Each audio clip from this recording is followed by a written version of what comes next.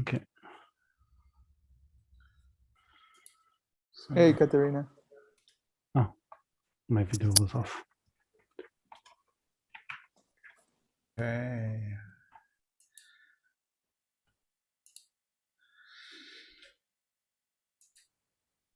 Can I just check the dates? Are we meeting until the 21st of July? Is that the last?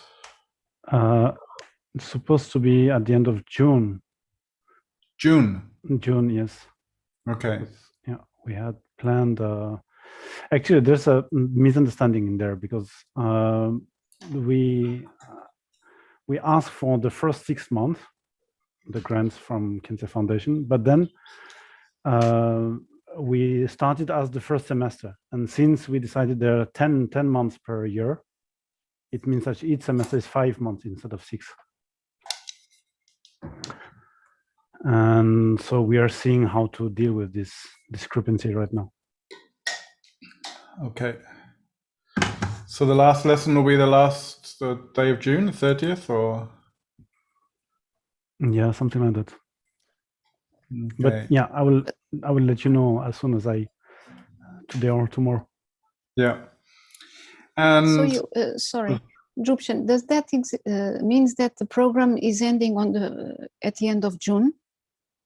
The program, actually, the thing is that because I thought it was till the 3rd week of July.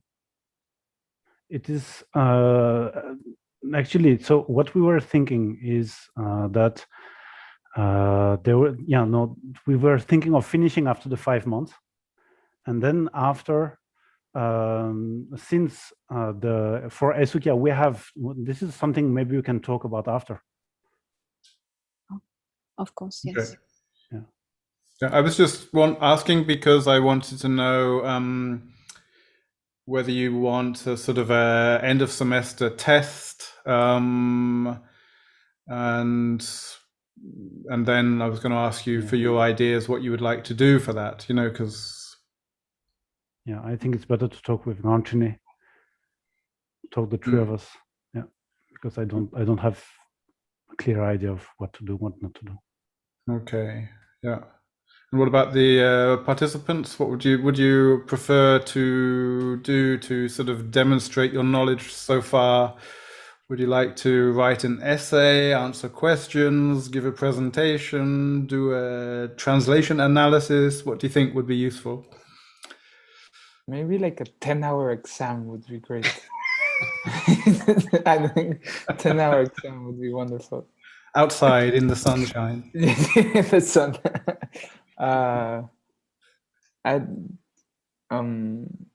Some sort of presentation sounds nice.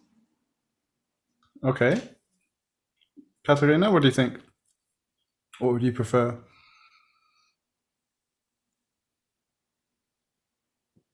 I don't know, presentation or written something, or writing something. Mm-hmm. Okay. Topic. And Nerea? Practical, something practical, either a presentation or a translation using the questions we have been talking about, but in any case, I think it's more useful something practical instead of trying to remember data and concepts, trying to find a way to use them. Or the presentation was nice also because I think each of us, when you have to present something, you remember. So one of those, I think, is the best way to keep some knowledge and something useful. Okay. So like a presentation, of course, would imply that you have sort of quite a lot of work outside of this session to prepare that. Yes, probably in that case, we would have to think about doing it after finishing the classes, or... Yeah, I mean, we can use one... Because we have our time, I mean, Tibetan in the morning and translation studies in the afternoon, so we don't have much time outside of... Much time, especially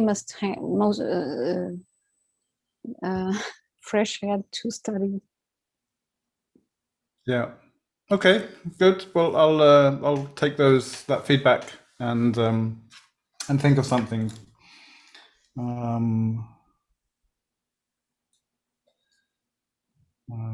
Practical.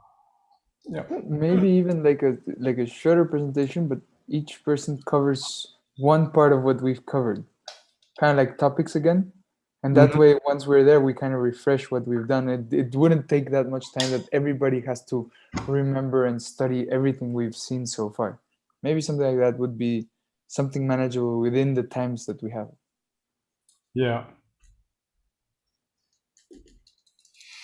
Okay, good. And so, Danny's not coming today? Is that? No, she has something to do. Yeah. Okay. And I gave you I asked you to do for homework some sort of this like component analysis on some Buddhist terms. Did you find something useful to do with that idea? I looked at a few words. It wasn't that many, but just from what I understand, it helped me think about it a little bit. Was like seeing a few words, even it's just in English, from English, and just kind of seeing the different ways that they could be translated into Spanish. Okay. Like the different words. I'm not sure if that was exactly what we were supposed to do, but that's what I kind of got from last session. Okay. Yeah. Nerea, did you find something to work on? Yes, but I'm not sure it was the thing we had to do, but because we had mentioned on how to use this Excel table we had these two terms, what was a Jenang, and in what case we use one and we use the other. I did it in 5 minutes, but just what the criteria are. I don't know if this is what corresponds to the analysis. Okay, that's okay. We'll have a look at it afterwards. Katarina, did you? No, I was, well, these past 2 days I had a lot to do, and I was actually waiting for some proposal because we mentioned that we could do something related to Buddhist terms, but we didn't actually. I thought it was, I thought Drupchen was sending some kind of guidelines. I don't know. I didn't. Okay, never mind. And Drupchen, that means you probably didn't have. No, I didn't have time either. Okay, no worries. Let's start with. Okay, so I prepared what I said I would prepare, which was the sort of going back to the, trying to look at that sort of transfer level. So I've got that for you, and then let's start with your homework, and then I'll give you the sort of my homework, and then we can go back to the chapter with Nida and Newmark. So let's start with your terms that you did look at, Santiago and Nerea, and the sort of analysis. Yeah, I can start. That's okay, Nerea. Yeah.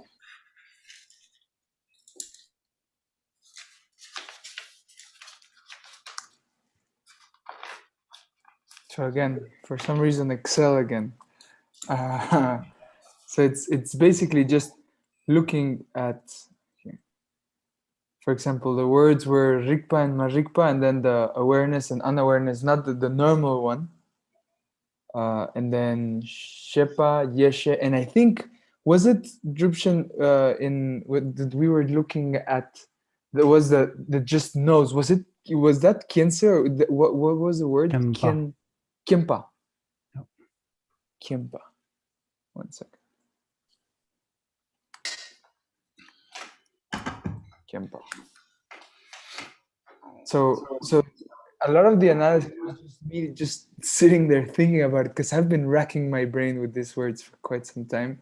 I've even kind of tried to call Nerea a couple of times, middle of the night, not middle of the night, just to see how she does it. But mostly the analysis was just thinking about not even the Tibetan, but just how the Tibetan has been translated normally into English, and in some of the translations, it's quite difficult trying to get them smaller with the whole thing. For example, the marikpa is lack of recognition of intrinsic awareness. This comes from one of the translations I'm comparing to it for a prayer. But then and just thinking about what these words are, and I also put them at least just one next to the other, just to be able to see this is the normal unawareness, and then like I said, most of the analysis came of me thinking about what these words mean. Just looking, I went back to look at all the places at some of the places where they were used, thinking about it. And then this one is, I think, is the most interesting one, of just Shepa, Yeshe, and Kempa, of just knowledge, wisdom, and knowing. I try to put them as concise as possible, but this one, for example, I remember we spent like almost like half a day thinking about what it could be said or what couldn't know. And I tried putting them in Spanish, but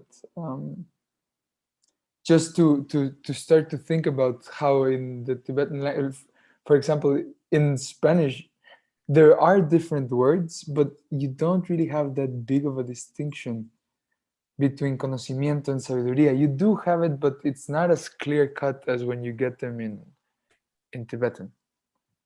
So that's why I put them kind of like that. And yeah, that's it. And these are the different words I've used in Spanish. If you see something else, Nara, please let me know. I could help. So I'll pick you up on what you just said about the distinction not being as clear cut. Mm-hmm. I think if we think back to our table of relatives, we have sort of aunt and uncle and cousin and things like this. Yeah.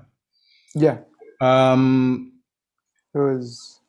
What we're doing with that is we're looking at this one, right? Yeah.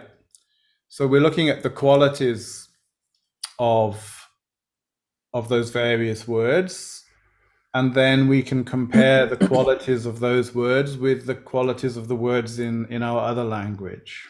Yeah. So we have qualities like the generation, we have qualities like the gender, we have qualities like the sort of the lineage, the lineality they're talking about here.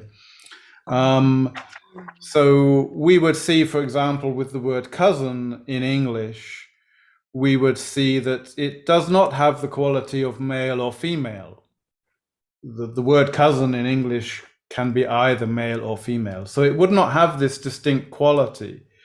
But if you took the word for cousin in another language, you would find that there are words with, there may be, the basic quality of cousin is, it has a certain lineality because it is related to, the child of my mother's brother or something like this. So we have, if we follow those qualities in the other language, we find words with those qualities, but they also have the quality of male or female. So we can see that the distinction is, as you said, not quite the same, but we begin to understand in what way it is not the same.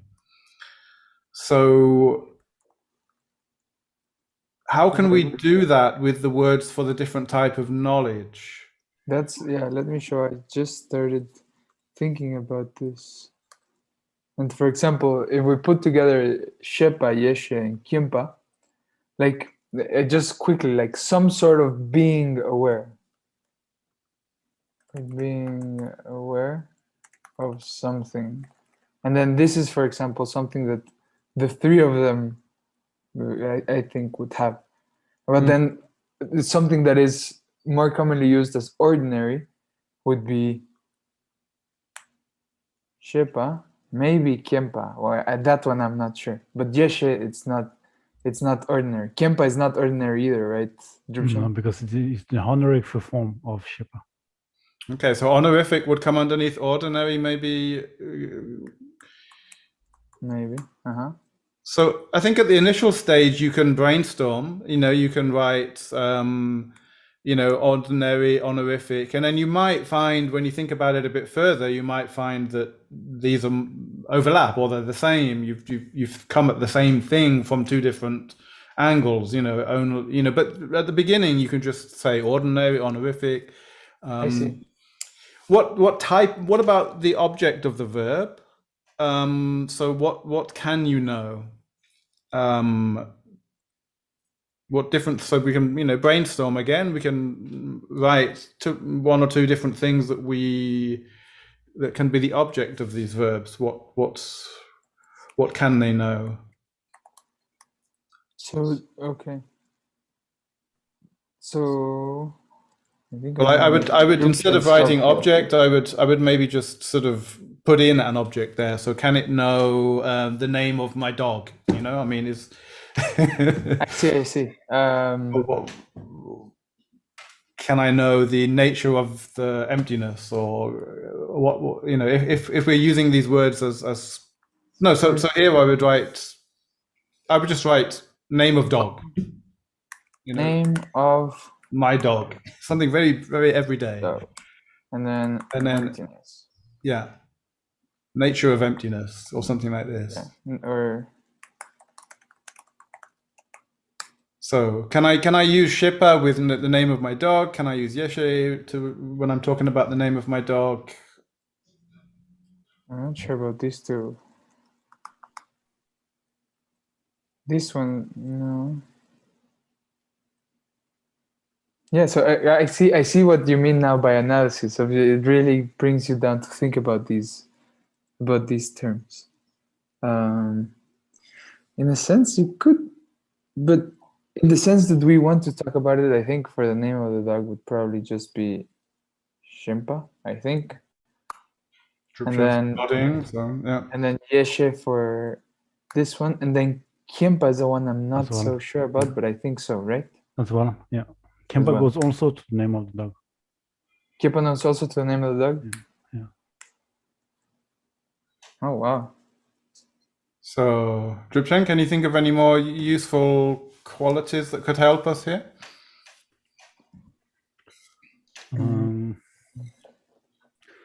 Then you have this primordial or non-primordial for Yeshe.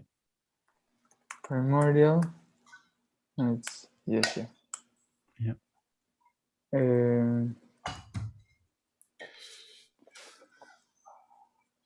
Are there any distinctions in terms of the subject of the verb here? Because we're dealing with verbs, yeah. So I mean, is there can anyone Shippa, or can? They're all nouns. Oh, they're all nouns, but yeah. Well, Tibetans are interesting sometimes with nouns and verbs. But sort of can I refer to this with can I say my Shippa? Can I say the Shippa of the Lama? Can I say the Shippa of the gods or of the half gods, or things like this? Yeah.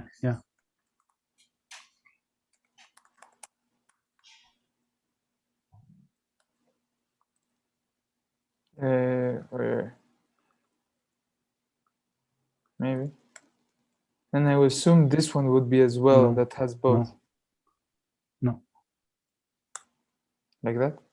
Yeah. And has as an object, right? That anybody can have it. Yes, okay. Yeah. Then that's it. Something like that. Things, okay.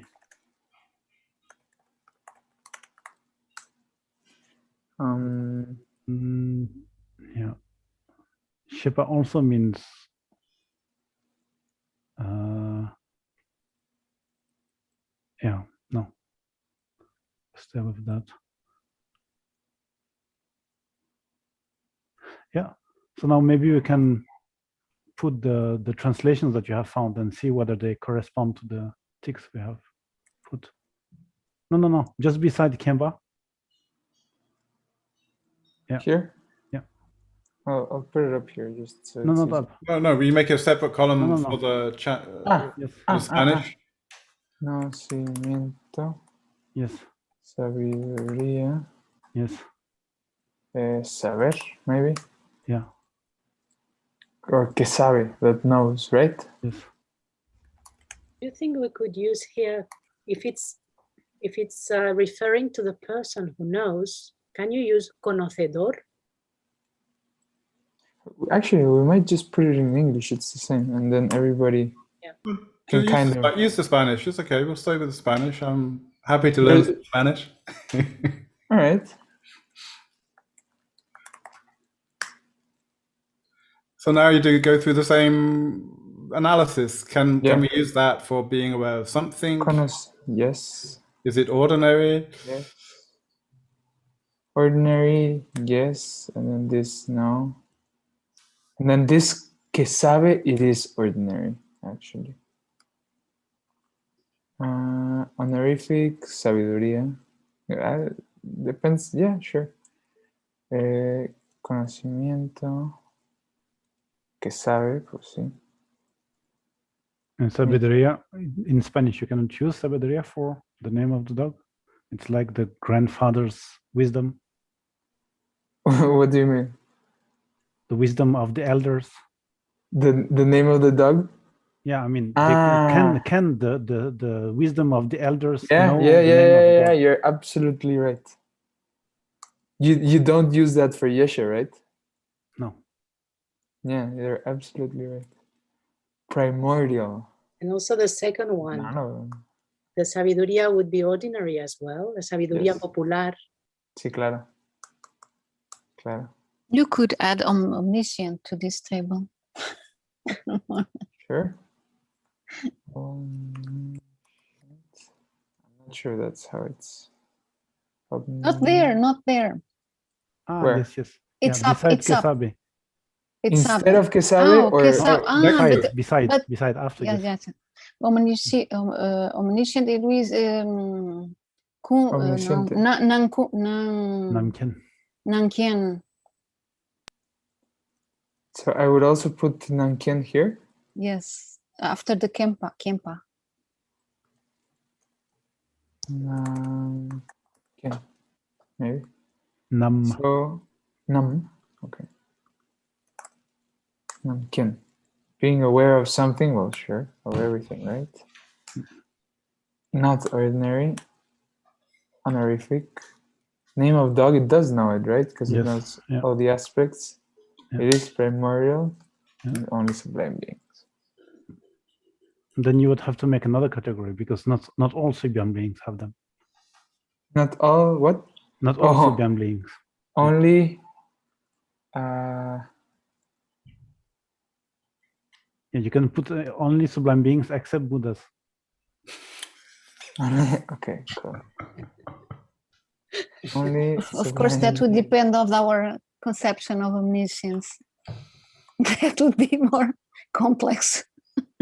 Yeah, So if you're then- talking about Namken, that's it. Then omniscience. Oh, okay. your In language, Tibetan, what you- in Tibetan, in our language, it'd be Yes. very So then- complex to So analyze. then the only sublime beings except Buddhas would be No. What I mean to No. say is that only on the higher one, so 39, is sublime beings, but not Buddhas.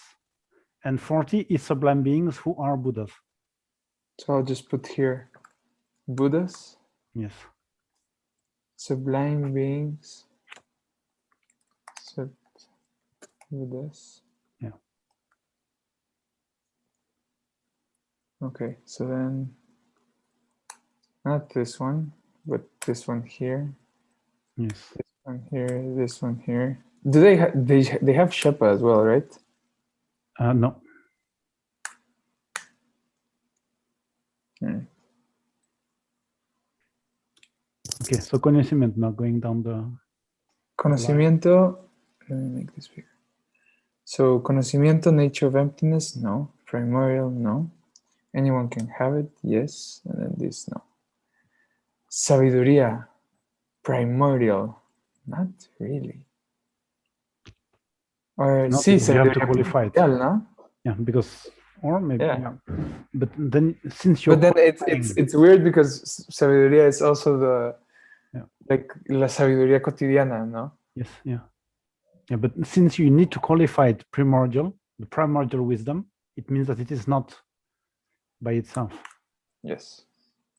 Anybody can have it. Yeah.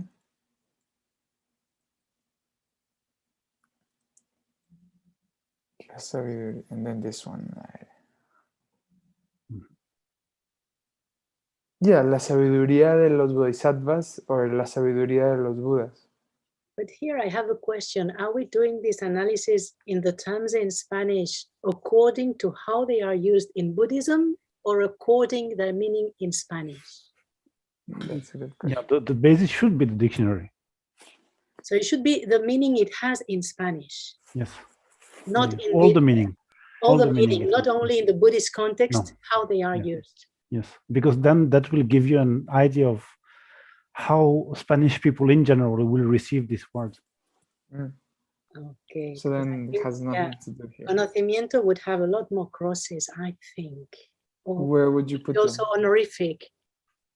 You see, ordinary. Conocimiento, honorific. Yes, no tienen conocimiento. Los seres, los reyes, los filósofos. Philosophers. But I think this honorific refer more to mostly in the Tibetan that there were words that were more honorific than the yes. others. For example, in Khenpa was the honorific of Shepa. Yeah.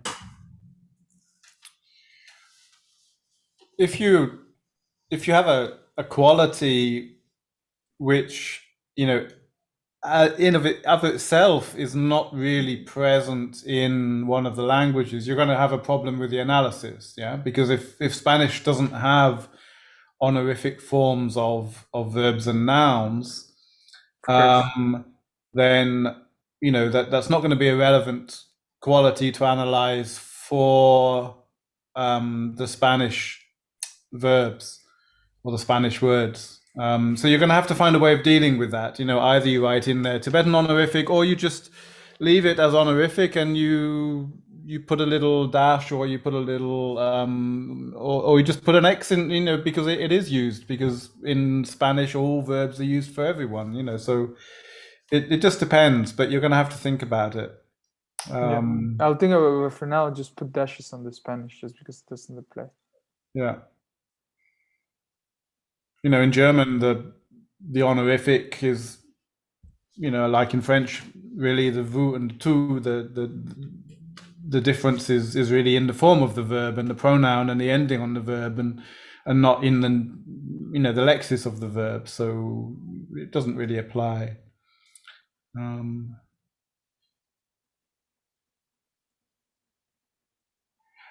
Nerea's question was interesting because you know, the difference between the Spanish as understood by sort of a non-Buddhist and the accepted use of the word in you know, Spanish Buddhist books or Spanish Buddhist teachings is also really important for you as a translator, because that comes back to your task, your strategy for this translation. Are you trying to produce a translation for practitioners? Are you producing a translation for academics? Are you producing a translation for you know, the general public? So the way you do this analysis will depend on that. You know, you may want to, you know, have a special symbol, not just an X, but I don't know, you know, an X with a bracket, or an X with a bracket with a B or something, just to sort of make a note to yourself that, yes, this word means that, but only for people who already know it means that. You know, I mean, this is, you know, this is... the clear-cut example is sabiduría. Just in Spanish Buddhism, you know, it refers to something very different than normal sabiduría. In that case, maybe you want to put two different columns: sabiduría normal and sabiduría Budista. Yeah, sure. Yeah. Sure. Good idea. Sabiduría. I think it has an accent, but budista. So then, sería.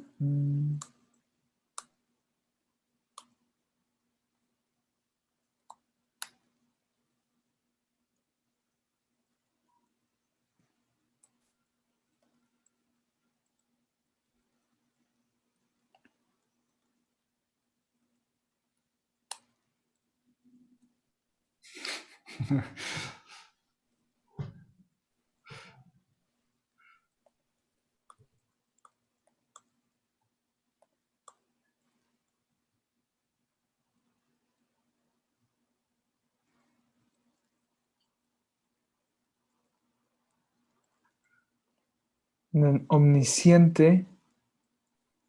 I think maybe there's also the omnisciente budista, because for the normal omnisciente is probably just referring to God,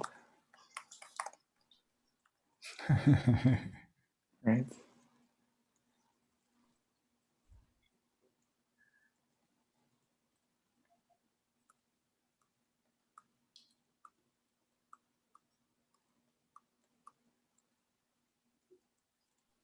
Not this. So it would be the omniscient one. It had, I don't know, the name of the dog, the name of emptiness, primordial as well. Anybody can have it, no. All beings except Buddhas, no. And the Buddhas. Okay.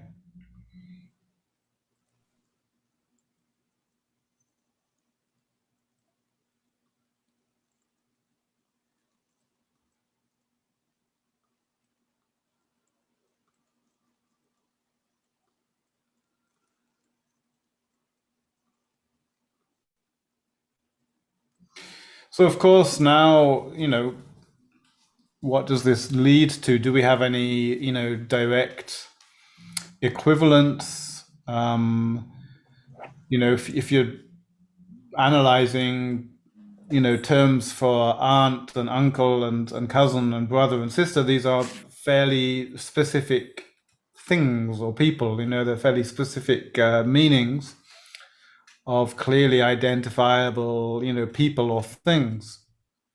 If we're analyzing sort of types of knowledge, this may not be the case. They may be very overlapping. They may not be, here that we don't have clearly a correspondence. But I think we can already see some correspondences, can't we? Again, if you are, depending on how you work, on how your eyes work, how your mind works, this Excel table might not be the most obvious way for you to do this. You might want to put in some colors or make, I don't know how you want to do this. That's going to be, enable you to see the correspondences. But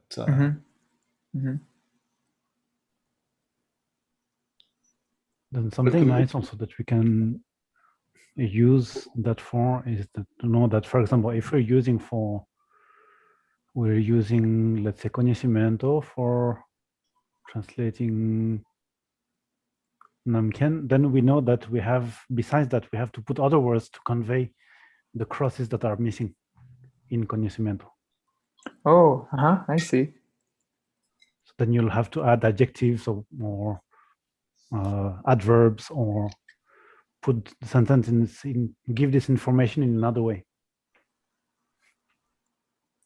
Yeah. And sometimes that might not be applicable at all. You might be able to do that for primordial. Wisdom in English, you can modify it with primordial wisdom and it works. Wisdom of my dog may not work. It might be some other word that we need. So again, your way of analyzing things will, you'll develop a slightly more sophisticated way of doing it, perhaps with practice. And for above all, it'll be how you choose these qualities. So there'll be distinctions. You know, you'll begin to notice. Yeah, these, right? You know, this quality primordially is an adjective. So what I'm looking at here is can I modify it with this adjective? You know, whereas the name of the dog is what can it know, and that if it can't know that, then I can't modify this with anything. It's not gonna work.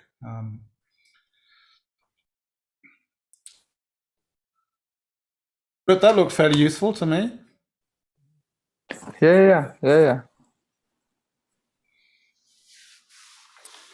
Great. Drupchen, anything to add? No. No. Good. Yeah. Okay. Hopefully that was helpful. Let's move to Nerea and see what she's got for us.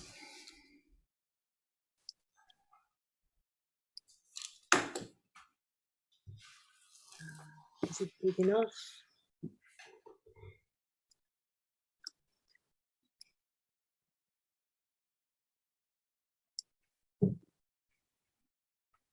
Can you see it? Yeah. For me, it's okay. So I put criteria is the information I had. And then I put what is because these both are called initiation in Spanish. So I didn't know what was the difference between the Wang and the Jenang. Oh, I'm missing an N here. And so one possible distinction seems to be what type of Tantra they belong to. Jenang would be in Kriya or Charya Tantra. And Wang would be Anuttara Yoga Tantra, Hari Yogas. It's a blessing of the meditation and recitation of the deity and hearing the explanation. I think here both should have an X, isn't it, Drupchen? Yes, I think so, yeah. Yeah. I don't know how much explanation they have. Because usually you have the one, and then afterwards you have the explanation, which is the tree. Yeah, okay.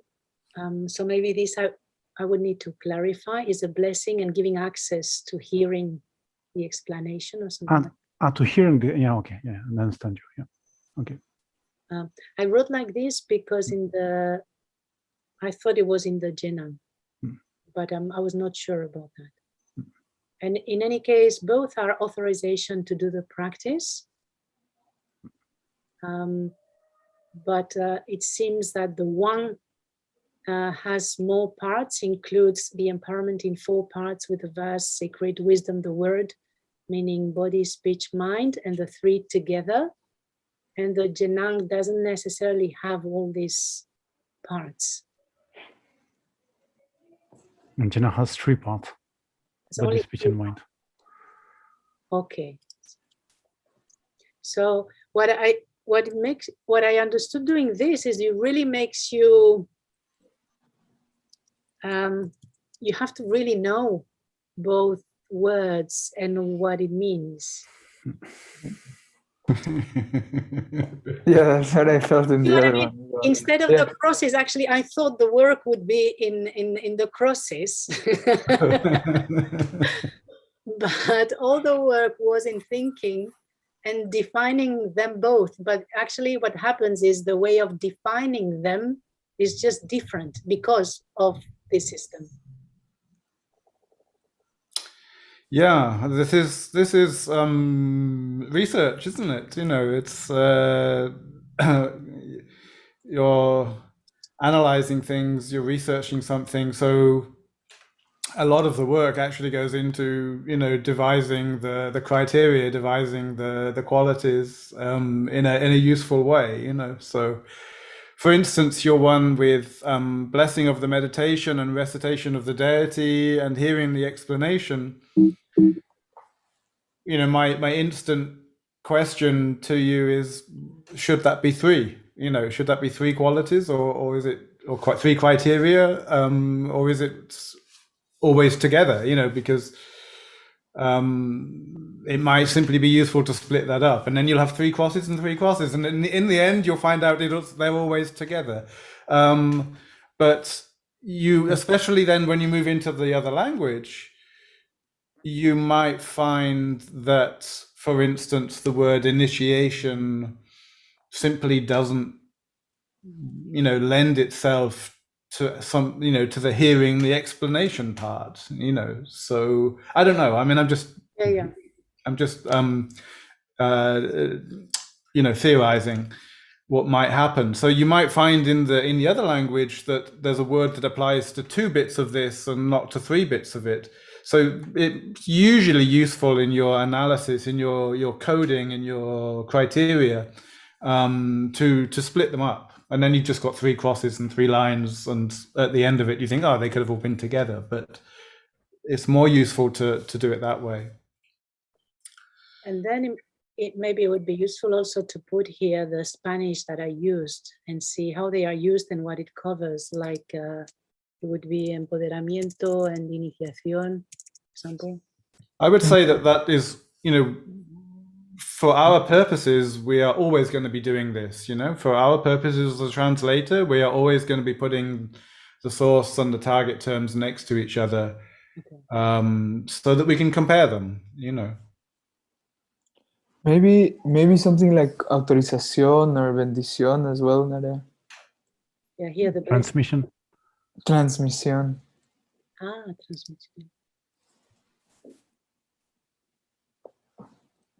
Mm-hmm. Yeah, because we do, I don't know in Spain, but we do use transmisión a little bit. Normally, it's like you said, it's always called empoderamiento or iniciación, but slowly they're starting to also put them separately in Spanish, or make the distinctions in Mexico.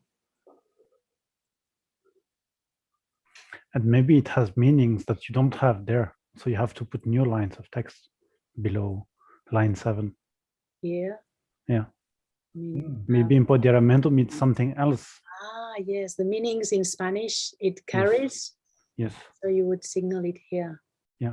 Thank you, Drupchen. Yeah, I'd forgotten that when we were talking with Santiago. I hadn't really, thought to mention that. And another level of common usage, maybe consecration and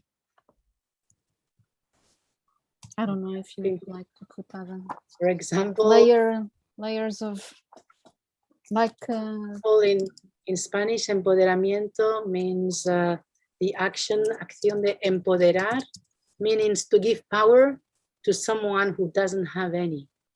Un desfavorecido. Yeah, like empower people. Yeah. A un desfavorecido. Okay, so here we would have this.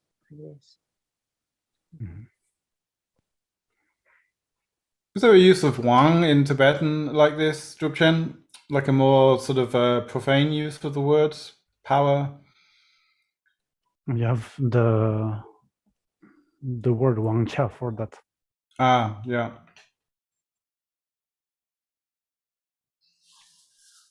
Which has the same root, but it's another word.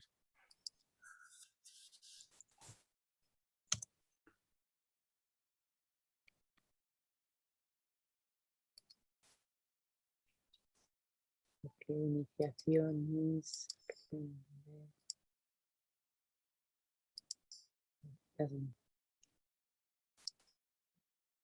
acción y efecto de iniciar o iniciarse. This is the initiation.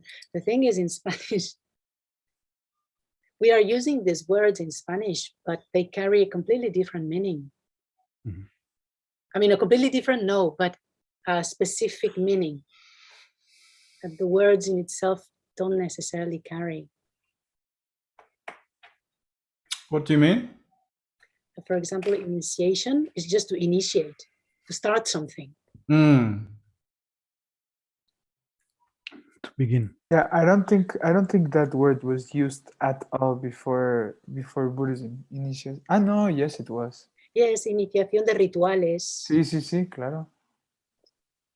It has some of the connotations it has. It's similar. Yeah. Yeah, I mean, in sort of non-Buddhist English, you get sort of, you know, when people go to university and they join some sort of fraternity or sorority, then there's like, you know, all sorts of weird initiations. So it's, you know, sort of making someone into a member of the club or something like this, initiation, as well as the, you know, meaning of just starting something. I think that this way of looking at things also obliges you to make sure what are all the meanings of the words, because we tend to use words only in a certain context or see them only in a limited context. But by doing this analysis, you're obliged to research in different places, dictionaries, and check all the extension of the word. Yeah. So there's going to be, you know, different times when you do something like this. You know, we're taking examples here which may be sort of established terms. And so what we're doing is we're giving ourselves a resource just to make sure that we know the correspondences or the equivalences. We'll be looking into the difference between those two, but you know, so we've already got established terms in Buddhist Spanish or Buddhist English, and so we're just, you know, making it clear for ourselves, because we're going to be using them a lot, that we've actually got that clear, that we know the difference. And you know, at other times we're going to be doing something like this because we generally don't know the words, and we genuinely need to sort of, you know, almost devise a terminology for something that, you know, no one before us has translated all the different words for cousin, you know, or whatever it is that we're having to do. So, you know, those different tasks, those different situations, we'll be doing this analysis in a slightly different way, but you know, it will be very similar. And with a word like initiation, for an example, in English, there is a little bit of a negative connotation because of this sort of sorority, fraternity sort of thing, you know, where you have to run through the town naked or something stupid, you know, and so it has these sort of, or the initiations in the military can be really, you know, violent and horrible sometimes in sort of when soldiers start playing their little power games with each other. And so you might want to make that a quality or a criteria, you know, has a negative connotation, and this might be important in your text. But again, that's going to depend on your task and on the text that you're translating, on the audience you're translating for. At the same time, isn't it a question of the, how do you say, the thing that is eating his own tail? Because if you know this criteria, once you know this criteria, that means you know the difference between the terms. Well, what we're doing is we are clarifying for ourselves whether we really know it as well as we think we do. Yeah. Yeah. So, I mean, there are times when there are terms in German which I think I know. You know, I think I know the word in English. And then I'll translate it because I think I know it. And, you know, a year later, I reading an English text somewhere, and I suddenly realize, oops, I didn't realize it had that meaning. And I should make a note of it, really, because I don't want to make that mistake again, or I don't want to, you know, have that possible misinterpretation or something like this. Or there'll be words in German where I'm constantly learning, you know, I know the obvious meaning, but it also has 3 other meanings, and I didn't know them. So I need to learn them. So I do have to sit down when words are important for a text. You know, I do have to sit down and research this, you know, and I have it a lot with equipment. So, you know, there'll be, can I think of an example quickly? Just sort of, you know, just like platforms that raise so that you can paint the building very high up, you know. So if you're not using a ladder, but you use sort of a mechanical platform. And there are different types. Some of them have like a scissor thing that sort of expands and the platform goes up. Others are on like a crane and it gets pulled up, and others have like an arm that lifts up, you know. I mean, these all have different words in German, and there are different words in American. There are different words in British English for all of these. The suppliers of this equipment use certain terms. Your average workman will use a different term, or will use one term for them all. And in some contexts, it might be important that you know which one you want or which one we're talking about. And then in another context, raised platform is probably sufficient, you know.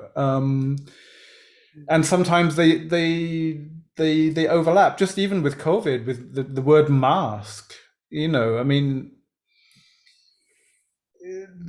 just sort of the whole debate that we've had about, you know, whether these simple cloth coverings are masks. You know, in German, they're not masks. You know, you can't call this a mask, because a mask is a real official sort of thing that has a strap and, you know, sort of a certain quality criteria. And so, you know, these simple coverings you put on your face are mouth nose coverings, you know, but you can't say that in English, can you? I mean, but suddenly you do, you know, you say face coverings in English. And so you need to know where they overlap and where they don't, so that certain types of things count as a mask in one language, but only these ones count as a mask in the other language.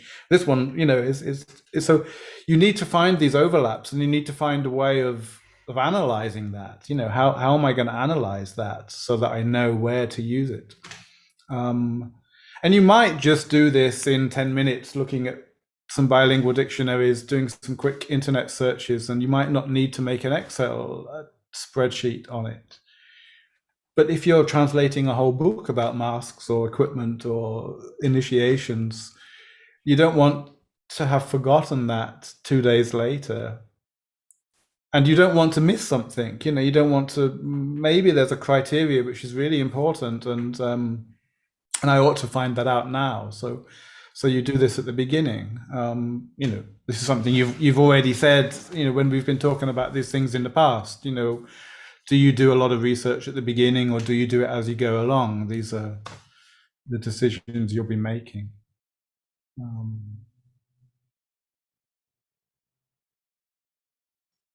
Great. I think that was a useful exercise. So do you have any questions? Any more?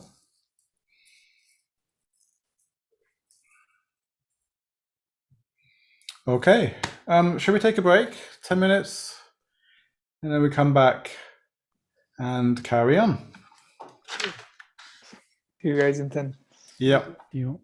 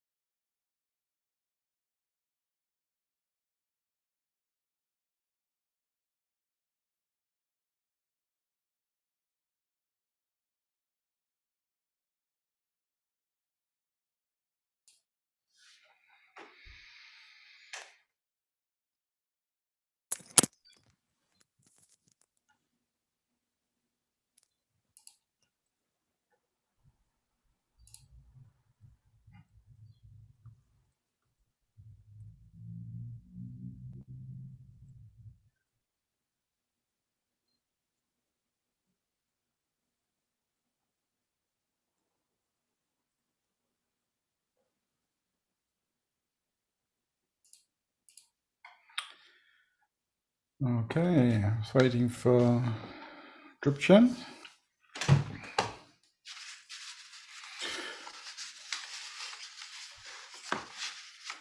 One last point to that analysis. I think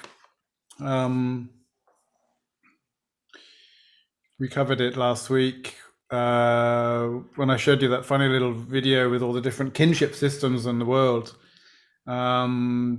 Just to remember that, you know, when you're thinking of these criteria, when you're doing this analysis, to try to do that in a way which make sure that you think of the possibility of other things being important than what you know. So for example, with those kinship systems, we discovered that some kinship systems, they distinguish between people on the basis of some concepts that we wouldn't have even thought of, like marrying, sort of second cousins or something, So if you're trying to find to do an analysis of the word for cousins, you will maybe think to check if there's a separate word for male cousin and a female cousin, but you might not think to check for a separate word for daughters of your uncle compared to daughters of your aunt or something like this. So you have to sort of try and make sure that you're going beyond the trap that you might have be in from your own language or your own understanding. Obviously, with the Buddhist terms, that means asking someone as well, sort of asking a teacher or asking an expert. These two words, what's the difference? 9 or 8 times out of 10, the answer might be something you already know.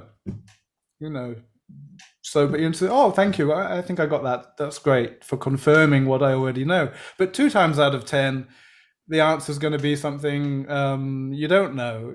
So, do try to check for things like that. Okay, we return now to that task of trying to get the kernels or the transfer level. And I said I would try to do it in a more sort of visual way for you, because that was how I understand it. So what I've ended up doing is I've ended up doing it twice. And at the risk of confusing you with even more sort of, diagrams with flowcharts and arrows and whatever, or different ways of doing things, I think it's useful, and I'll tell you why. So hopefully, just take what you want to from all of this. This is, in general from this course, what we're doing is giving you lots of possibilities of how to do things which you sort of think you do already to some degree, but ways of doing them in a more thorough, detailed way when necessary. So just take them and practice them. Yeah, I've chosen a little, very short excerpt from a translation I did, and I'll share the screen with you now and start to talk about that. So let's have a look.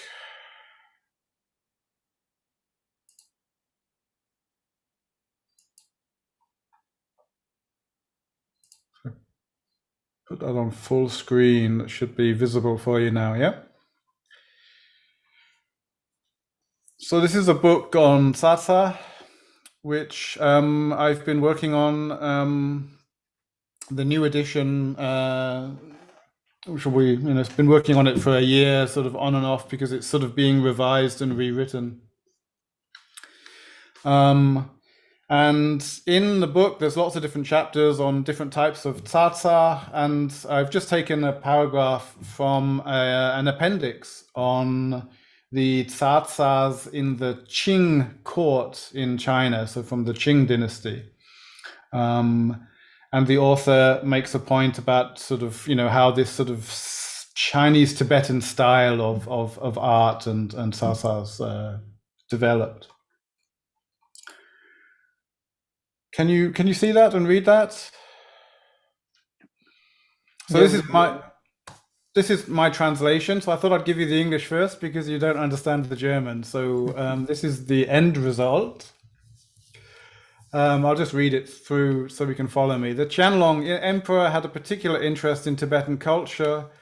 So to present this appropriately, he assigned the second Chankya Kutuktu Rolpe Dorje the task of erecting temples for Tibetan Buddhist religious practices in the imperial palace, in the summer resort built in 1703 by Emperor Kangxi in Chengde, and in the Beijing monasteries used as residences by Tibetan dignitaries.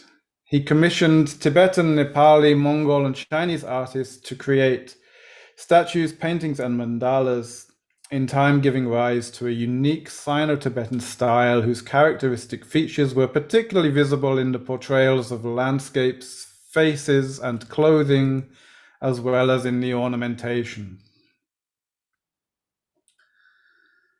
So this is a good example for this exercise because it's quite complicated German sentences with all of, they call them sort of embedded sort of Schachtelsätze, where they sort of start a sentence and then they add some information and they add some information about the added information and then they get back to the original sentence, which is a bit like Tibetan. So Tibetan does that quite a lot as well. If we look at the German, I don't think I need to read that to you, do it? But that's what the German looks like. So what I thought I'd do is I'd do this in two ways. The first way I'll show you is where I've sort of looked at the whole text, tried to find the events. We were talking about the events, the sort of the who, the agents, the abstracts, like the adjectives, and then the relations. So we had these four categories. So in the first go through, what I've done is I've looked for the events of the whole thing, and I've tried to make the whole sort of process, the whole events structure clear, and then I've added in all the other information. The second way I'll show you afterwards, I was talking to you in the past, I mentioned that consecutive interpreters, they have a way of noting things that goes sort of vertically. And so I've done a little bit of that. I did a little bit of translating or interpreting where I sort of tried to learn how to do that. So I thought I'd try that, because what you do with that is you don't have time to get to the end before you start thinking. You just have to start making notes right from the beginning. So I sort of imagined that this was being spoken to me, and I just went down and I did it in a slightly different way. And then I went back to look at which bits of those are the different kernels. So I do it those two ways, and you can see if they're useful for you. The first way, I looked for the events. So these are the verbs, or the sort of the participle is used as adjectives, which are verbal things, which like the created statues in this German sentence.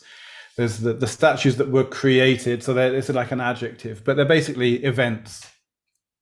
So I looked for the events, the verbs, and then I sort of looked for the sort of direct subject and object for those events.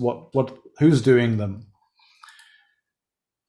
So up the top we've got Tibetan culture and representing, and then we've got in yellow sort of like assign, Rolpe Dorje, the task, and then you've got sort of the summer residence erected by Kaiser or Emperor Kangxi.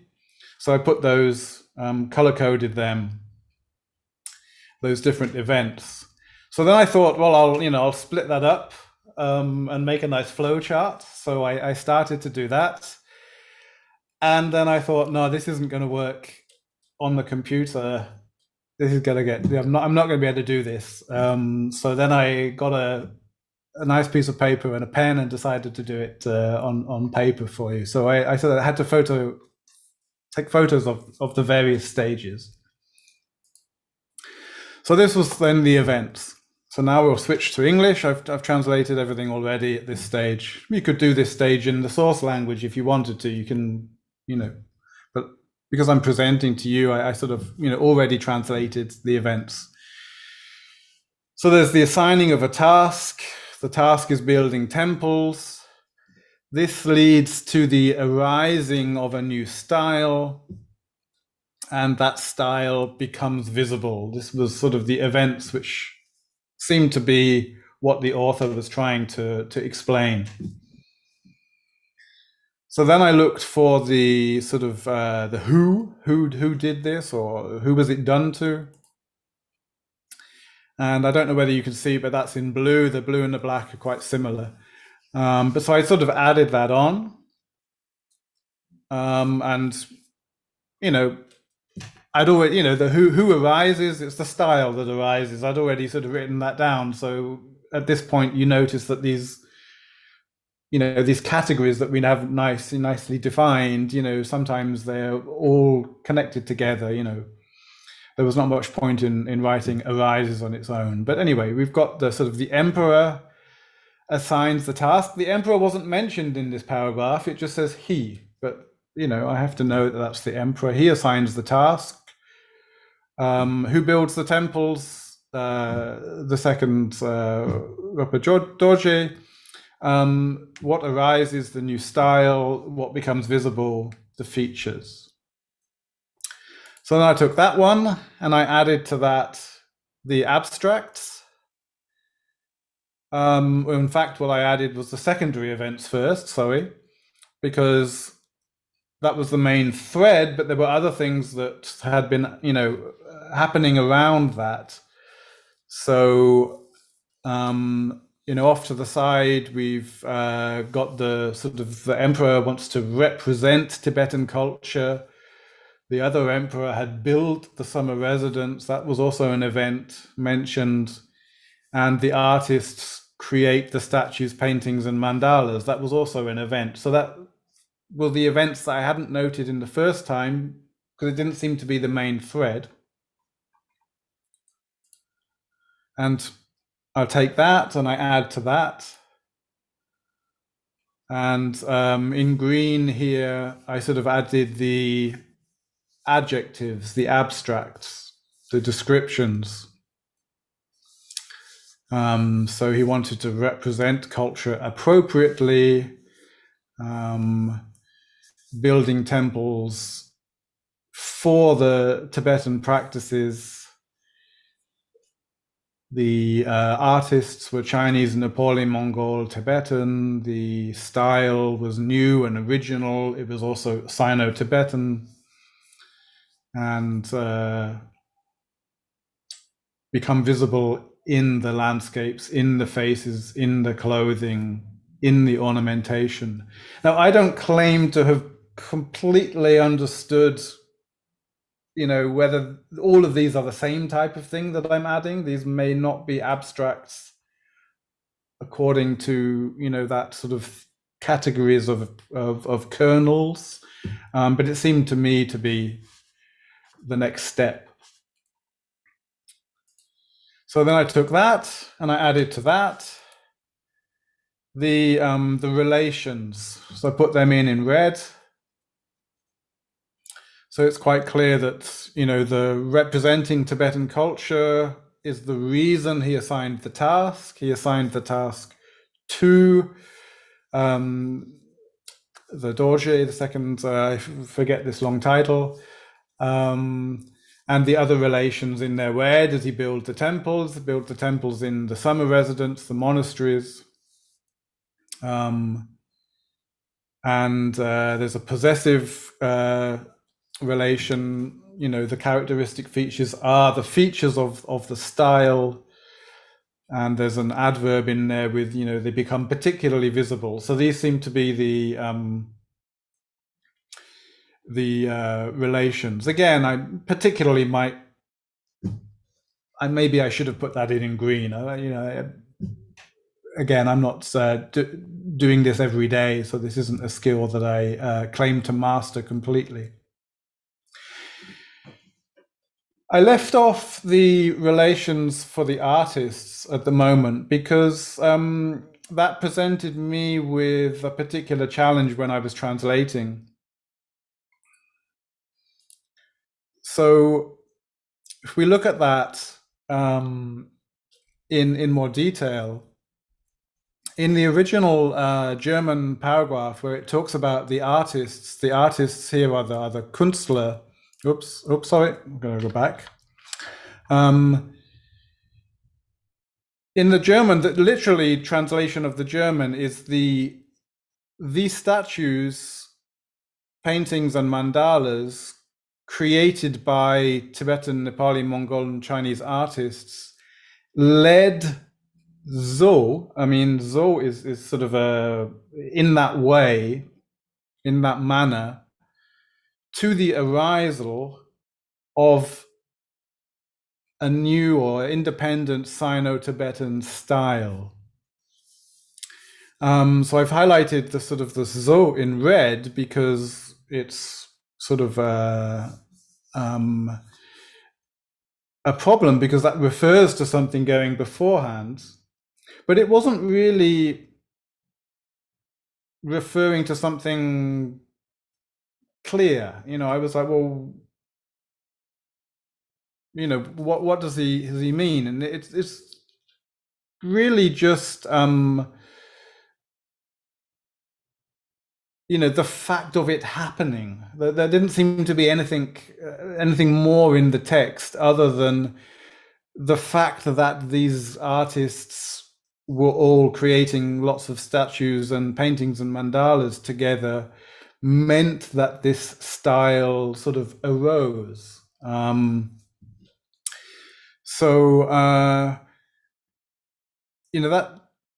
was a bit of a problem to translate into English. And I ended up adding an active sort of event that wasn't necessarily sort of mentioned explicitly in the text. So I added he commissioned. Now, who commissioned? The emperor in a way, but also the person who was building the temples, the person he had given the task. And obviously he commissioned the artists.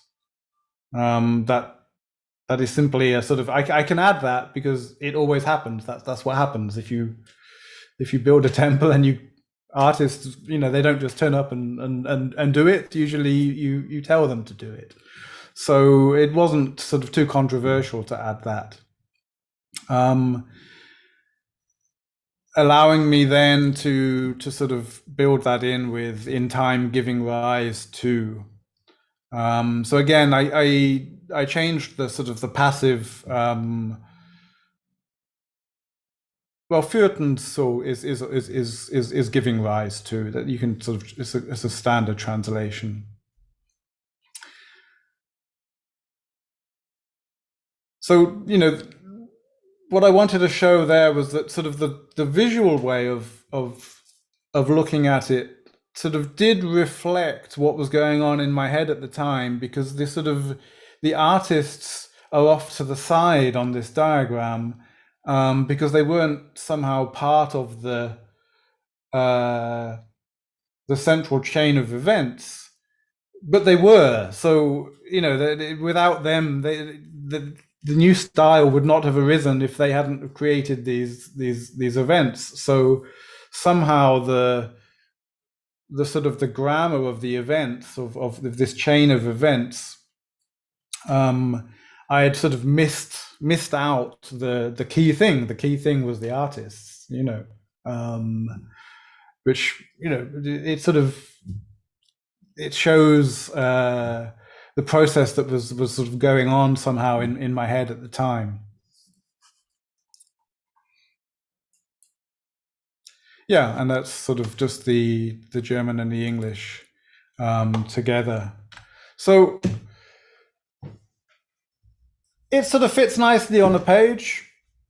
It's got a lot of lines leading from one place to another, a lot of different colors. I don't know, if I did it again, whether it would turn out in exactly the same way. I don't know. But if I picked this up in 2 months' time and didn't have the original German text, what sort of English text would arise from it? I don't think that's the sort of the task we're practicing here, because we're not trying to put every single detail on this. We're just trying to understand the underlying meaning, and some of the little details can be sort of added in very easily.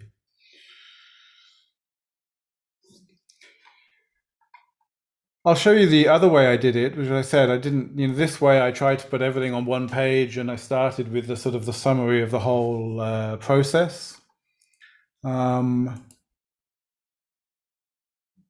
you the other way I did it.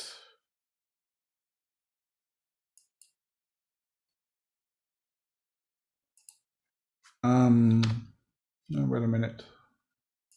I have to get out of this screen presentation. Wait a minute, I'll just.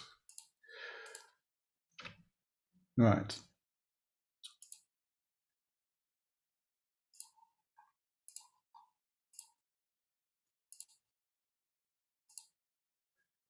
Okay, so conference interpreters use pads of paper that are this format. They're very long and thin, and they just they'll go through sort of they only write on one side of the paper, and they just flip over and over and over, and they'll use about sort of 50 sheets of paper in sort of a 20-minute 15-minute speech. So they're not, they're just, because there's often sort of just a few words on the page, because it's very vertical. So you won't be able to see that yet because it's sort of long and thin, but that's how I did it. I just sort of looked at the German text, imagined it was being spoken to me, and tried to sort of write it down in the order it was being spoken to me.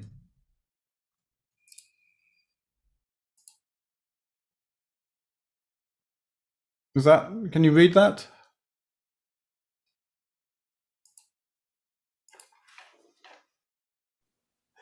Yeah, that's good.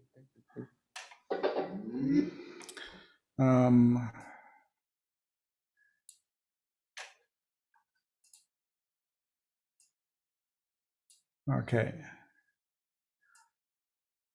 So if you imagine this is being spoken to me, then in German, I mean, again, usually if I do this, this ends up in a mixture of languages, because I'm just some of the words I'm writing down in what I'm hearing, and some of the words I'm writing down sort of already translating. So in German, what he's sort of telling me is, in order to, and in German, the verb comes at the end, yeah? So in German, it's sort of, what I'm hearing is, in order to, the special connection he feels to Tibetan culture represent appropriately, he assigned the second Rinpoche the task of, in the Emperor's Palace, and so I don't know what the task is yet. So he's, this is how German, this is how German works. In the Emperor's Palace, so this is the second in the, but I don't know where it is. But now he's telling me it was built in 1703 by the Emperor Kanshi, and then he tells me it's the summer residence. So that's why there's a placeholder gap there, because I don't know what it is yet. It's just because the way the German works is, in the built by the Emperor Kanshi in 1703 summer palace, so the sort of what it's talking about comes at the end. And then the name of the palace, Chengde. And in the Beijing monasteries, which I used as a residence for Tibetan dignitaries,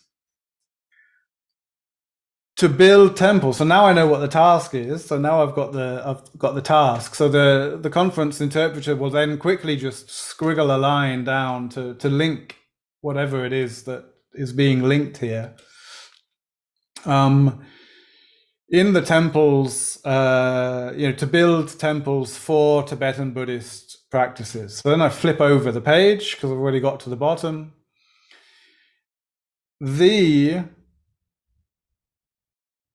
And then again, in German, we don't even know what it is yet, but we're starting to learn about whatever it is. So from Tibetan, Nepali, Mongol, Chinese artist created statues, paintings, and mandalas, led in that way to the arising of Sino-Tibetan style, whose characteristic features,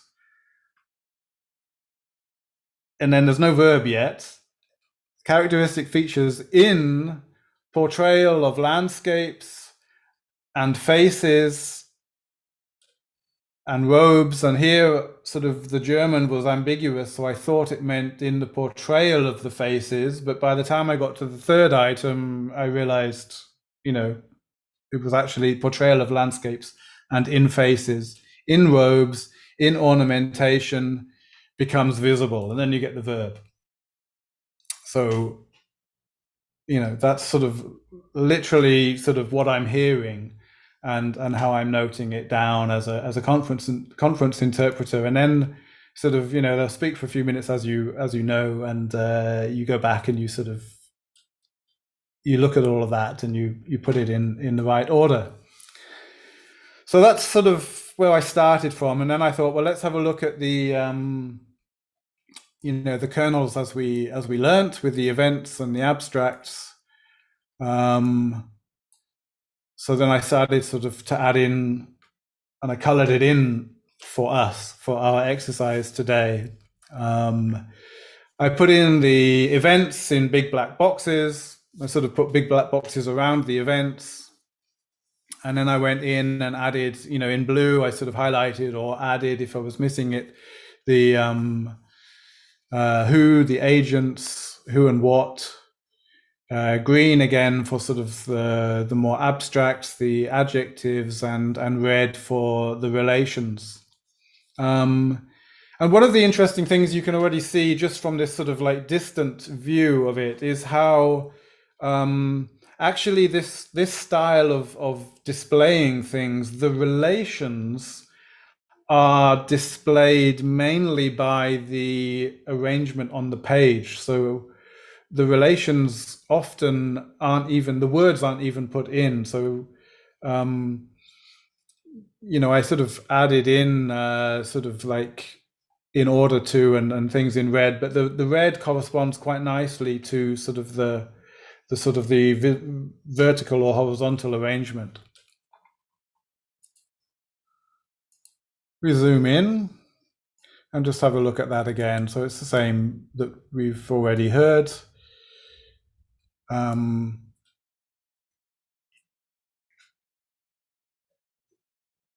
representing appropriately, the appropriately is, one of these abstracts. The relations between things are in red here. There's an in order to, there's a why, sort of the same really. There's a special connection between the culture and the he, Emperor Qianlong. So who is doing the assigning? It's the he. We don't know who that is, but we know it from the previous part of the text. It's the Emperor Qianlong. He assigns it to this Tibetan. The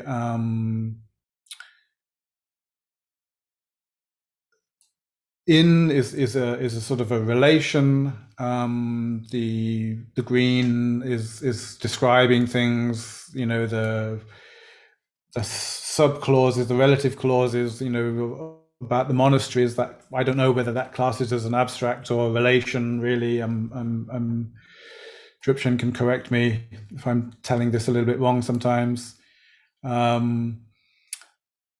Again, the temples, we're sort of describing what the temples are. They have 4 Tibetan Buddhist practices. By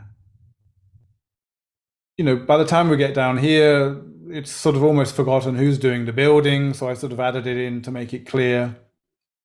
You see that in this style of note-taking, where there are many adjectives for the same noun, so the Tibetan, the Nepali, the Mongol, the Chinese artists, we put them all on one side of a line to indicate that they all apply, and we just write them underneath each other.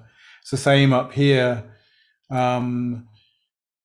The task was to build temples in 3 different places.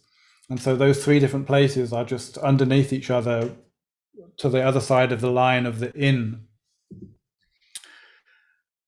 And that's a really useful, that's a really useful way of doing things, because quite often you have sort of 2 people doing 3 things. They're both doing all of these things. And so you have 2 people on one side of the line and 3 things on the other side, and you don't need to write lots of ands and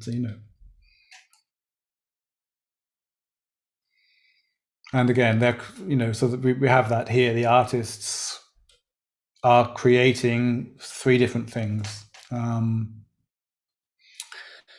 which leads to, so we have this cause.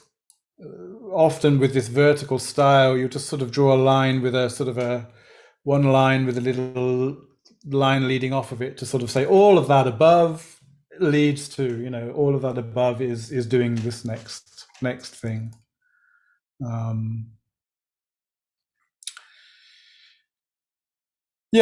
So that's a sort of an alternative way of analyzing the underlying sort of content of this text.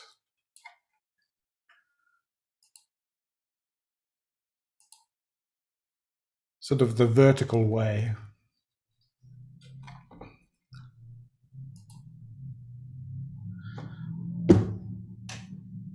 There we go. I hope that was somehow useful. What did you think? It was great to enter the head of a German. It's kind of mind-boggling. I mean, I think German and Tibetan are quite similar at times in that respect. Yeah. Yes. Yeah, and actually, I think now I understand why. Because I was going to do like them talk about something else before coming back to what I meant. But yeah, why? Because I was asked to translate, and there was a German translator, and he was he didn't seem to be making any effort translating simultaneously from Tibetan. And I was really like looking at him, but how he's doing that? How he's doing that? I have to wait like for a long time before I can open my mouth. Then I have to spit out everything that was said in a few seconds, then listen again for some more time. And he was just completely normally, tranquilly, very much at ease translating. And then when the Sakya Tenzin finished, then he was kind of completely relaxed and just got off like that. And I was like, wow. He seems to be quite a good translator, but it looks like language is helping quite a lot. Sometimes, yeah. I mean, when you train to be, and I never trained to be a simultaneous interpreter, there's again sort of almost separate skills, sort of the conference interpreting where you sort of make notes and then you have to, because these notes are actually also not designed for you to come back tomorrow and be able to understand everything. These notes are designed to be read in 10 minutes time, where you remember a lot anyway, but so you're not writing down everything. So it's a slightly different task to what we want to do in a way. We want to analyze the structure in a way which maybe tomorrow we would still recognize everything there, but the conference interpreter doesn't need to read them tomorrow. He's just going to read them in 10 minutes. So a lot of it's still in his head anyway, but he just needs to remember, sort of have a quick remember of everything and the threads and the relations of what was important. But what I wanted to say about the simultaneous interpreting is, as far as I understand from simultaneous interpreters I spoke to, who, for instance, translate at the EU, one of the things you learn to do in your training is to guess. You have to guess what the verb is going to be, because you can't afford to wait for the verb at the end, because otherwise, as you said, you're waiting and waiting and waiting, and then you have to, and while you're trying to get all of that out, he's carrying on talking and you're missing what he's saying, so and then what you have to learn how to do as a simultaneous interpreter is to learn how to correct your mistakes, because 20% of the time when you guess something, it's going to be wrong. It's like 80% it's going to be right, because actually, if he's, the artists or the from artists, you can sort of almost guess it's going to be create or something like this, but sometimes, sometimes there's something that comes up that surprises you, and you have to sort of, have little techniques to change what you said, or to adapt things, or so you learn how to sort of like build in these, like, oh, and it wasn't, and and just to sort of make sure your listener understands, and the listener is understanding, and they're not expecting the speech to be perfect. They're sort of, they're working with you to sort of to realize that, okay, so he didn't say that, he said that, and that's, going on. But, yeah, it's a lot of collocations and anticipation. Language is quite predictable sometimes. So, yeah. Which did you prefer, the vertical or the all at once on one page? I think, at least for me, in terms of what we were doing, of what we have to do, the all at once helps me more. The all at once, having it all there and kind of seeing it all, I think it's easier for me to see it more complete. The other one, I think, could be done quicker, just faster and all that. But I knowing myself, I think I probably miss quite a few of the arrows that go all the way down, or things like that, and then I'd just be looking at a mess, and then so why do that? Yeah, I like both, but like you said, I think they're used in different contexts. Like if you have a source that is permanent, which is not the case when you're interpreting orally, then you can afford to kind of look back and up and down the page and then do your drawing. Yeah.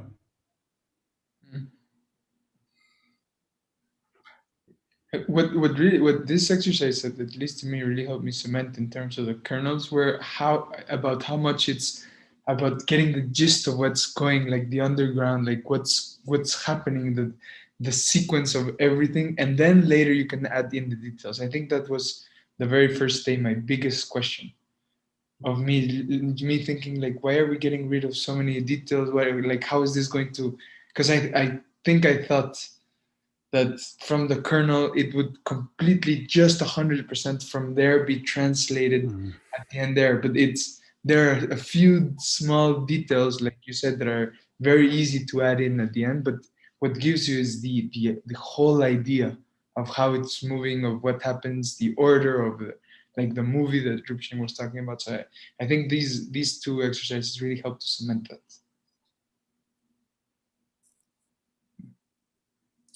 Nerea? Yeah, for me, very useful to have something more visual. I'd rather work like that. And I take notes like that, but I find also I use A4 paper because it gives me more space and more also horizontal relations. I have more a vision of the whole, and I have to say, but it's interesting. I didn't know about this. But I suppose the training also of a lawyer, you get used to analyzing sentences in a certain way. And I see is the training. I thought it was like something you always do, but we are trained without really knowing we are formatted. So you analyze verb, who is doing what, because it's very important to know who is doing what and when, before or after. So the notes I take when I had to do interpretation also take care of these things. So I didn't associate that with the kernels. Now it's very interesting. So it's just like taking notes of the text, and yeah, and more visual thing. I find that very interesting. I'm getting used to the Excel though, I have to say. I was completely allergic to them. Becoming friendly, but still nice to have another option with colors and arrows and things moving around. I mean, theoretically on a computer, you can sort of move things around. And if you have a sort of I don't know, a mind mapping or flow chart software that you really know how to use, and maybe you have a tablet so you can do a pen, then I can imagine it's even more sort of flexible and things. On paper, if you put two things on paper and then you realize, oh, there's quite a lot that has to come in between them, then it gets difficult. But on a computer, you can sort of just move them apart and put things in. But I haven't found the software that allows me to do that in a way that it is as comfortable as with a pen and paper. So my tip is just to take a big piece of paper and to use a pencil, so you can sort of rub it out and put it further apart. But yeah, take a big piece of paper and start in the middle.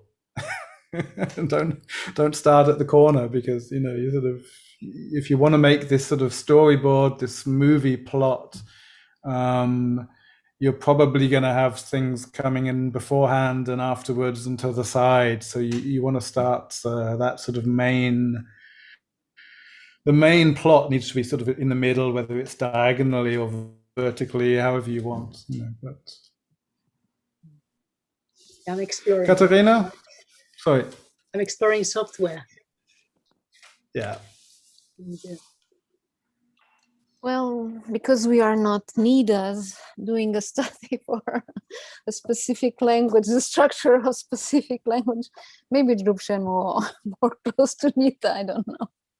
But yeah, I mean, sometimes, if you have to clarify a sentence that you don't clearly understand, it's good to do this kind of tables to help. It's kind of useful. And regarding the kind of notes, the hierarchical kind of notes that a consecutive translator might do, it's actually maybe even without being a consecutive translator, but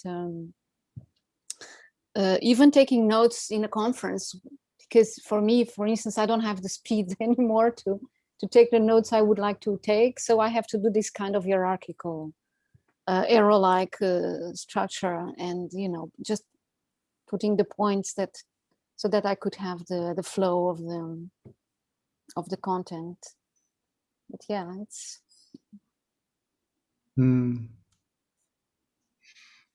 what you have done is actually what my short experience has, the short experience with consecutive, I think it's the name you give, isn't it? Consecutive? Yeah, consecutive interpreting, yeah. In consecutive interpreter. It's really like that, yes. You just try to make the scheme like to have a flow, to get the flow. Yeah. Yeah, I've seen, top level interpreters, in the Buddhist world sort of making these, notes, long lines of, like an A4 sort of, in wide format, sort of writing down what the Lama was saying, sort of all the way down, and sort of writing it, and I'm like, it works for them, so why not, but it wouldn't work for me. I couldn't do that. I wouldn't, when I looked at it again, I wouldn't know where to look, I sort of, even when I'm reading on a computer, I always just sort of reduce the width of the screen, because I hate it when my Word document is like the whole width of the screen and I'm having to follow these lines all the way along, you know. So I tried to take notes about everything that the Tibetan was saying, and then after translating it, so having really like full sentences. But then my translation became very awkward. Yes, because you had I to, was to go following. back. Can I No. tell you about my experience? Yeah. Of your translation. Mhm. No, Yes. or analyzing your translation. Yes. Is that you have to go back somehow, and when you go back, then let's just say the flow of the sentence also goes back. So at a certain point you are like, what? I'm going back, but where I was getting this idea and then I'm going back. That's what I felt. It makes it, sometimes it was confusing, not because your language was confusing. It was because you went back in the sentence and then you. Yeah, that was am still I quite okay. Yes, no, correct or not? no, yeah, it's most likely like that. But yeah, this was still better than the time that I was thinking of. So this was when I felt that it was quite okay. So that shows how much there is to improve. But when I was really bad, then I was writing in Tibetan like that, and then I was trying to make the translation, but then because I was reading in the Tibetan order, I couldn't translate properly. So I kind of became hesitating all the time, and then I did that for once or twice. Then he spoke, and then I just stopped it and started to write, vertically and on all sides.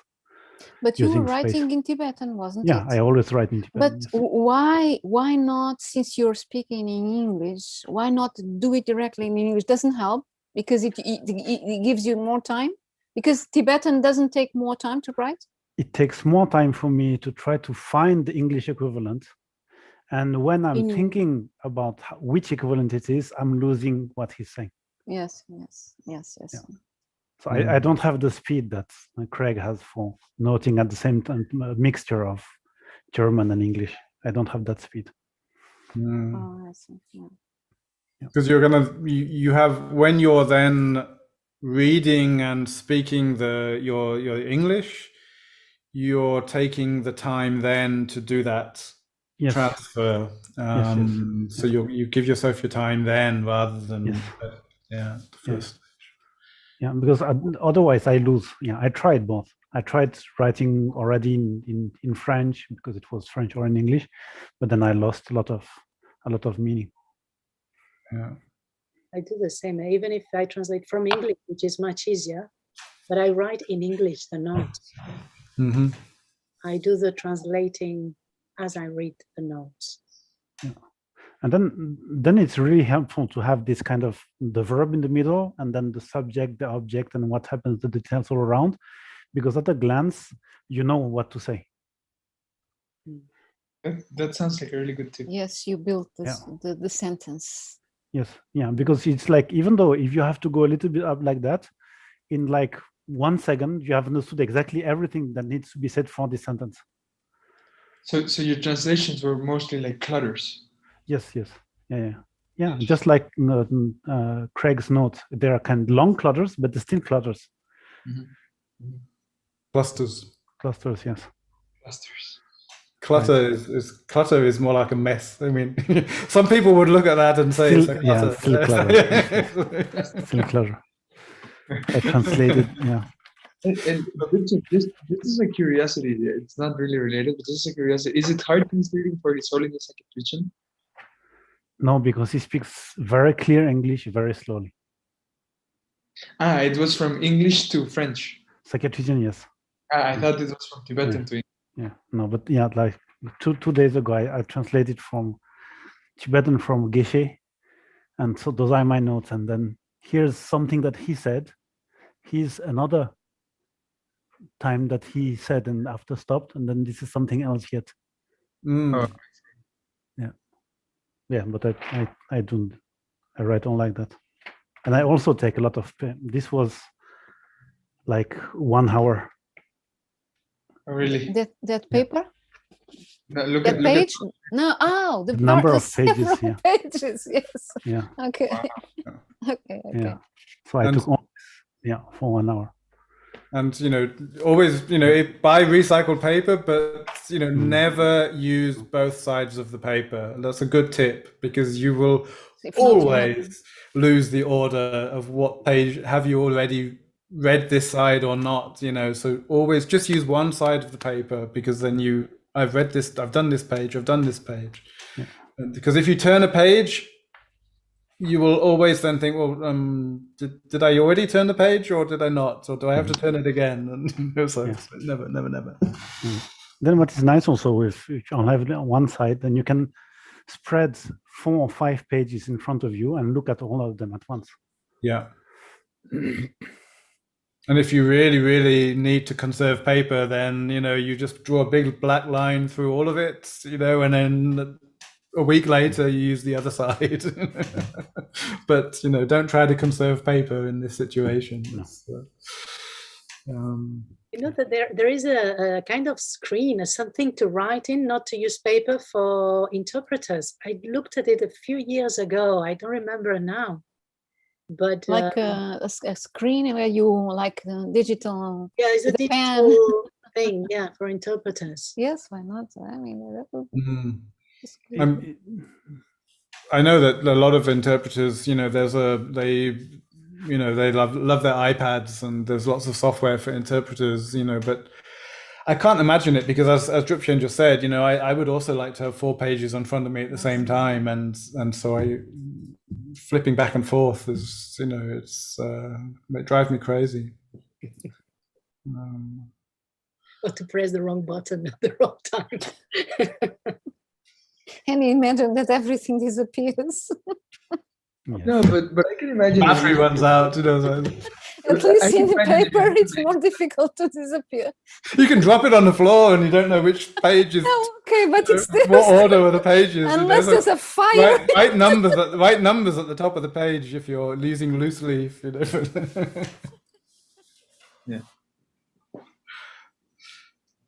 Or the wind. There are cases of people losing their theses in the computer. So. Oh yeah. Oh. So. It's terrible, isn't it? Yeah. But getting back to the sort of, the advantages of doing this occasionally as an exercise, and as a good part of your process for translating. Just I sort of want to emphasize again that we've mentioned it as we've been talking just now, that Drupchen mentioned that when he was writing his notes in long lines, with Tibetan, and then sort of reading them, his translation wasn't as good, because he was sort of stuck in the Tibetan. Whereas if he writes it more sort of visually, then he's more free to see everything at once, reformulate it into French or English, and give it in nice French or English.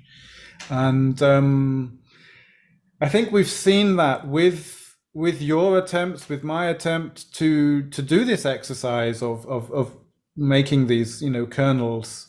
I think we've seen at various stages of learning how to do this, we've seen how we can get trapped in the meaning of each Spanish word, each English word, each German word, or and we're getting trapped in sort of the details of one of the languages or the other. So what this exercise, what this theory of translation, what this is making visible is that sort of difference between the form of what we're doing and the contents, or the sort of the surface language and the underlying language. And we don't need to go as far as Chomsky, all the way back down to sort of underlying universal syntax or something. We don't need to go all the way back down there. But the further we do go, the freer we are then in the production stage to produce genuinely sort of flowing, natural target language. So the less we are trapped in the grammar, in the sort of the syntax and the morphology, you know, so quite often when I'm making my notes, you know, the verb is not, you know, if I'm writing the verb, I'm almost writing the infinitive, you know, of the verb, not necessarily, because I'm not really writing he, because I know who it is, so I'm just writing the verb. And when you sort of do this, you develop like a shorthand as well, because in French, for example, there's always these long verb endings. You don't want to be writing them all the time. You just develop a sort of a little N in English for the ION or things like this, you know. So you don't need a lot of this detail.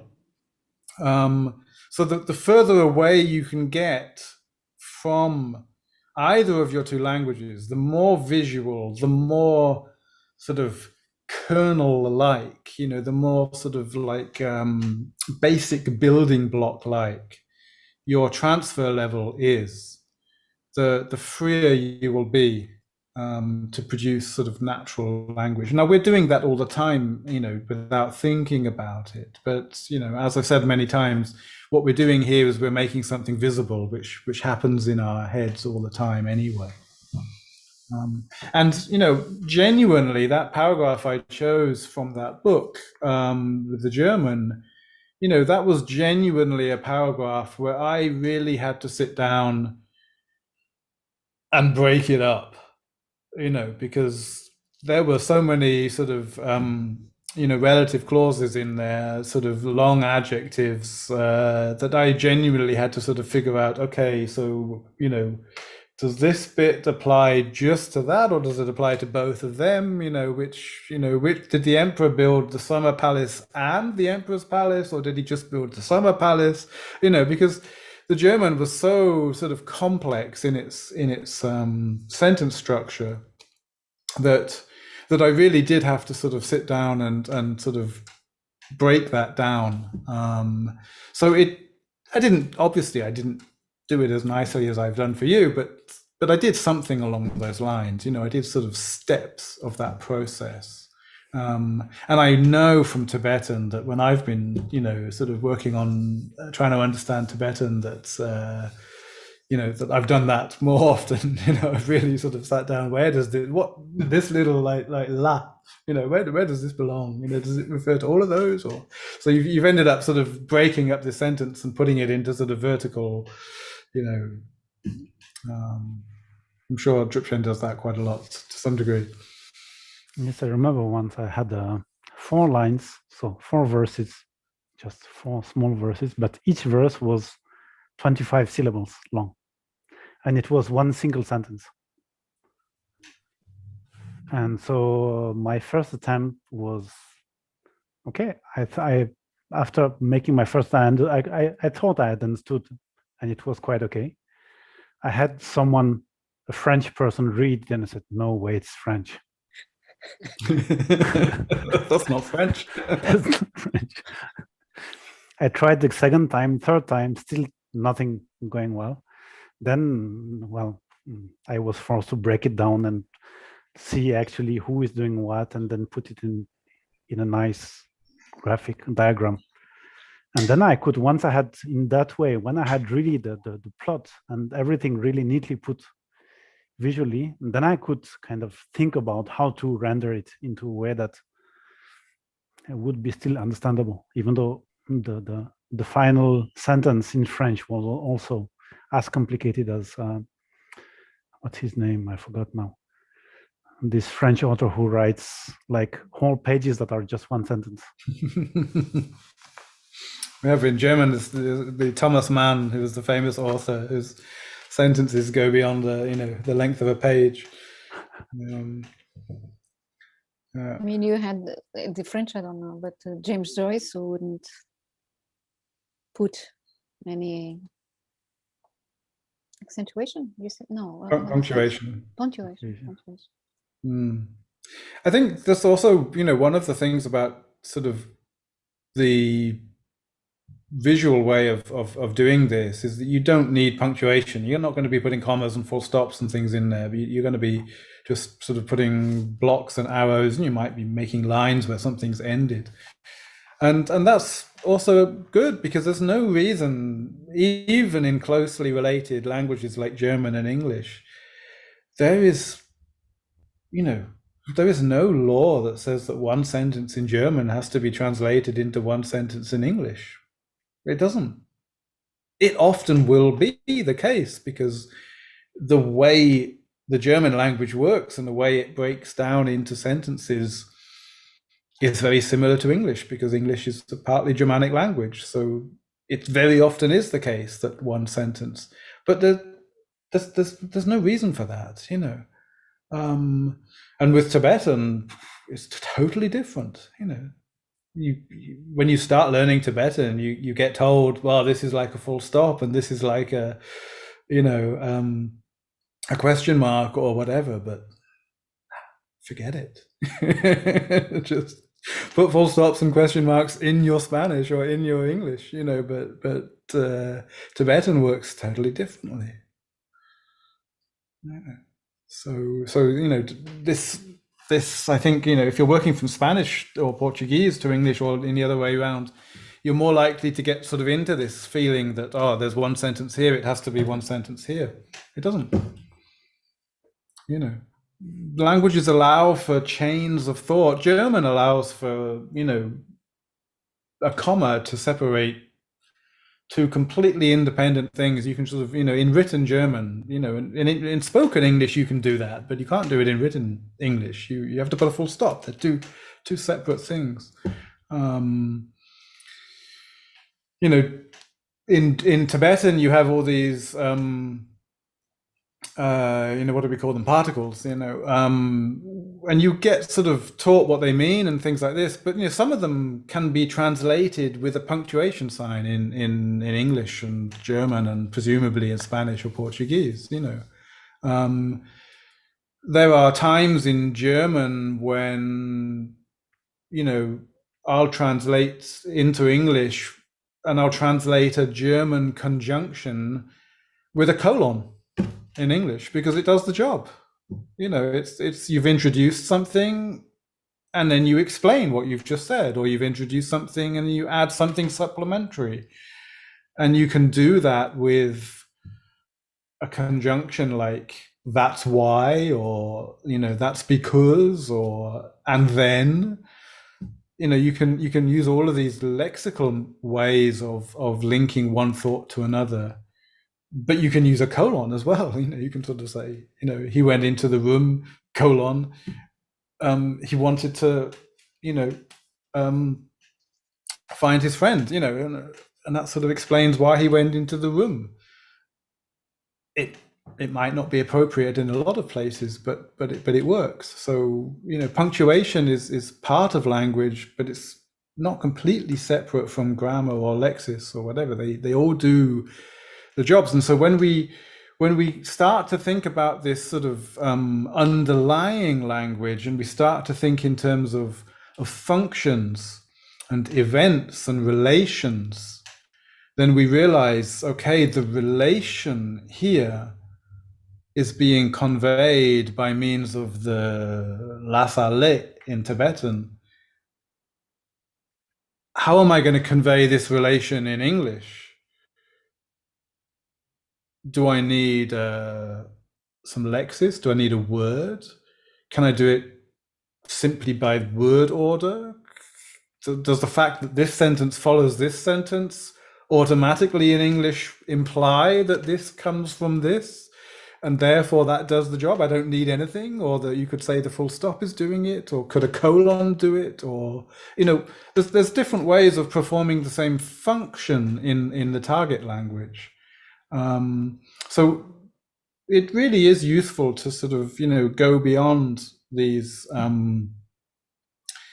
you know, linear sentence-based ways of looking at the language, and this exercise with these visual, with this underlying, with these kernels, might be a bit confusing, but you know, it does give you that advantage of being able to focus on functions and relations and underlying meanings, to free you up and improve your translations in that way.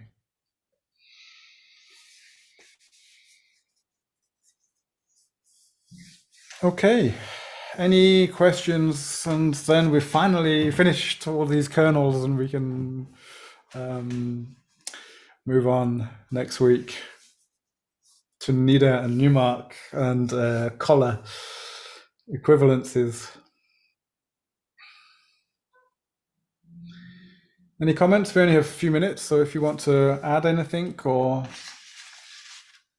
suggest anything or comment.